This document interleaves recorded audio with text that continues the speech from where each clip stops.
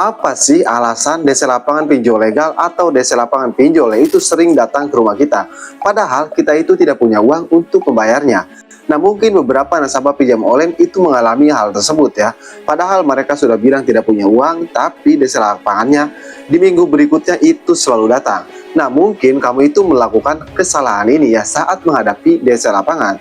Karena kalau kamu salah menyebutkan atau melakukan satu kesalahan ini ya, otomatis loh DC lapangan itu bisa dipastikan akan datang lagi.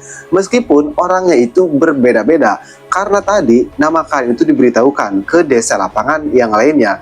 Jadi sebisa mungkin buat kamu nasabah pinjam online yang gagal bayar di pinjol legal, apalagi pinjolnya yang memiliki DC lapangan ya, bisa dibilang kamu harus simak video ini. Kamu harus tahu kesalahan yang bikin DC lapangan datang secara terus-menerus. Lebih tepatnya datang lagi dan datang lagi.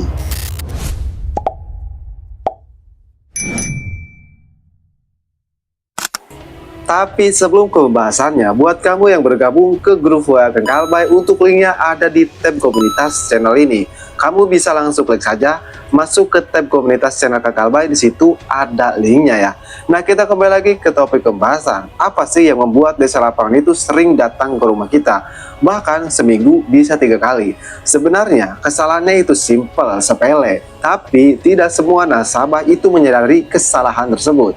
Apa? Yaitu menjanjikan pembayaran ke DC lapangan pinjol legal. Pernah nggak saat DC lapangan datang ke rumah kalian kan, itu sudah jelas menanyakan pembayaran kan? Pasti kamu bilangnya tidak ada atau tidak punya uang.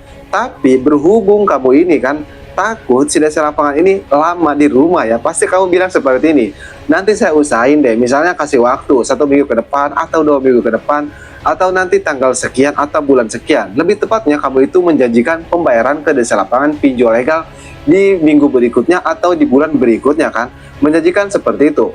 Nah, kalau kamu menjanjikan seperti itu ya, maka otomatis loh DC lapangan akan mestabilo atau akan memprioritaskan nama kamu ya, diberikan ke DC lapangan yang lainnya kalau nasabah ini itu menjanjikan pembayaran. Makanya dari situ banyak DC lapangan itu datang lagi ke rumah kalian setelah kalian menjanjikan pembayaran. Dengan DC lapangan orangnya itu berbeda-beda, karena tadi kita itu menjanjikan pembayaran ke DC lapangan pinjol legal, makanya DC lapangan pinjol legal itu sering datang ke rumah kita. Jadi apa yang harus dilakukan supaya DC lapangan ini tidak datang lagi ke rumah kita? Yang harus kalian lakukan itu cuma satu. Intinya kita itu tetap tenang ya, jangan panik, jangan kelihatan panik ya. Tenang aja, DC lapangan juga ada kode etiknya kok dari pihak OJK. Mereka tidak akan marah-marah, tidak akan memaksa kita untuk membayar. Kalau mereka marah-marah, memaksa untuk membayar, ya tinggal rekam aja.